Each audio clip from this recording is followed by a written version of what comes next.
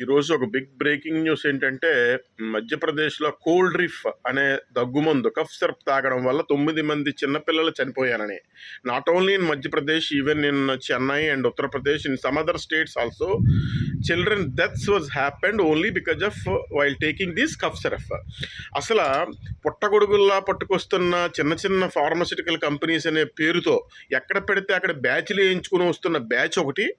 రెండోది ఏంటంటే, ఎటువంటి క్వాలిటీ చెక్స్ అంటే తనిఖీ యంత్రాంగం కరెక్ట్‌గా లేకపోవడం వల్ల ఇప్పుడు government insisting all the doctors and the state governments to prescribe generics అని. ఈ జెనరిక్స్ తాలూకా క్వాలిటీ కూడా చాలా ప్రశ్నార్థకం. 1 ఇయర్ బ్యాకే మన దేశం నుంచి వెళ్ళిన వివిధ కఫ్ సిరప్లు జెనరిక్‌లో ఉన్నవి వల్ల వివిధ దేశాల్లో పిల్లలు చనిపోయారన్న రిపోర్ట్లు కూడా మనకు వస్తున్నాయి.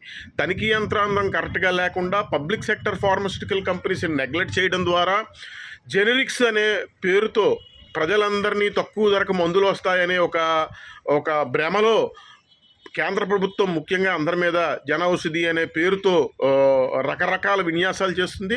మందులు ధరలు తగ్గాలి, క్వాలిటేటివ్ మందులు దొరకాలి అంటే ప్రభుత్వ రంగ మందుల కంపెనీల ద్వారా మాత్రమే జరుగుతుంది. రెండోది క్వాలిటీ చెక్ అనేది లేకపోవడం అనేది. తనిఖీ యంత్రాంగం ఎప్పటికీ ఉమ్మడి రాష్ట్రంగా హైదరాబాద్లో మాత్రం ఉంది.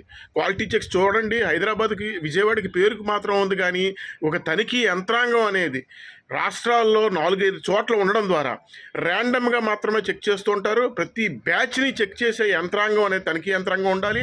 డ్రగ్ కంట్రోలర్లు, డ్రగ్ ఇన్స్పెక్టర్స్ మన జిల్లాలో కానీ మన రాష్ట్రంలో కానీ ఎంతమంది ఉన్నారండి? ఉండవలసిన వాళ్ళు ఎంతమంది, ఉన్నవాళ్ళు ఎంతమంది?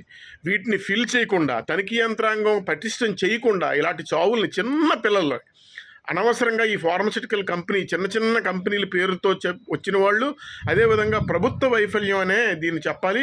సో దీన్ని ఖచ్చితంగా అందరూ ఖండించాలి. క్వాలిటీ చెక్స్ అనేది ఉండాలి. Public sector reviving of public sector pharmaceutical companies మందుల ధరలు తగ్గించడం అనేది, ట్యాక్సీలు లేకుండా చేయడం, వీటికి పరిష్కారాలు కానీ జెనరిక్స్ చిన్న చిన్న ఏదో ఎవడ పడితే వాడు బ్యాచ్లు వేసుకునేది పరిష్కారం మాత్రం కాదు.